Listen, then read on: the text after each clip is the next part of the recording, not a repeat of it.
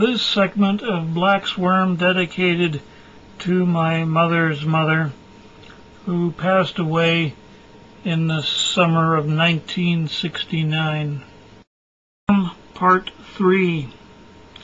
Finally, its spring wound down, and it was time for a peek at the next of Babbage's wondrous creations. This machine he called a comparator.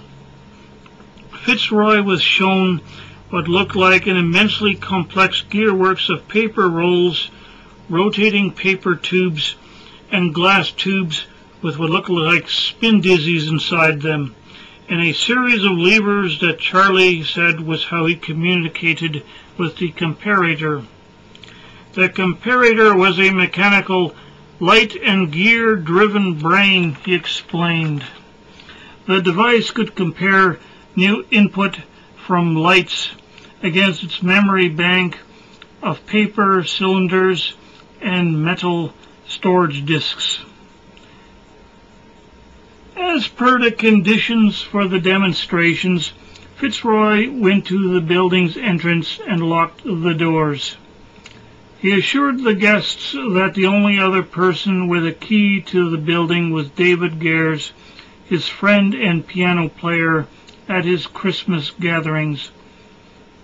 David was off on business, and hence whatever now happened in the empty building would stay secret. When he saw the size of the crates the ladies were unloading from their many wagons, Fitzroy suggested a burly foundry worker might come in handy, but his offer was refused outright. Whilst he watched, some of the watchmaking ladies began stringing up a strong hemp rope several feet from the inside walls. Others began work on what he'd thought had just been another wagon. As they unfolded its sides, its gearworks and central drive wheel were revealed.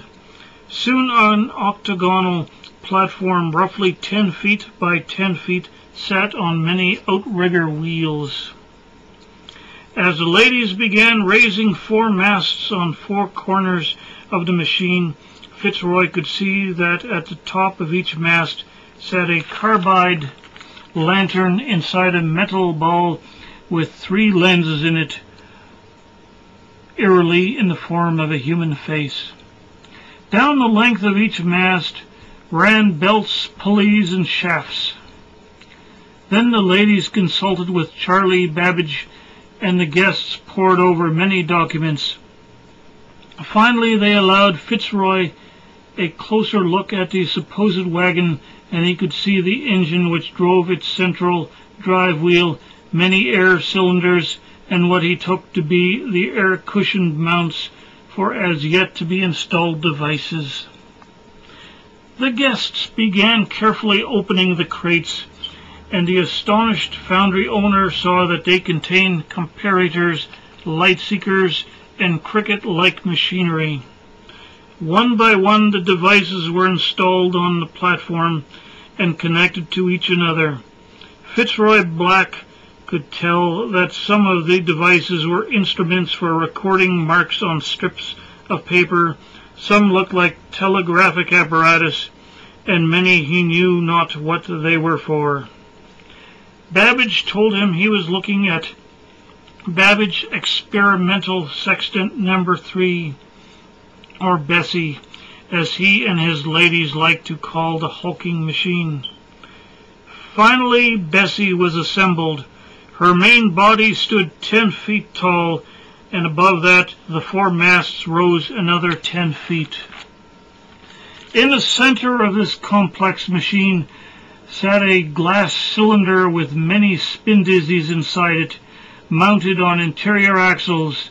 The spin dizzies and their platforms seemed to move about randomly, but as Fitzroy looked about, he realized the things were being influenced by all the random shafts of outside light that entered the building through the windows.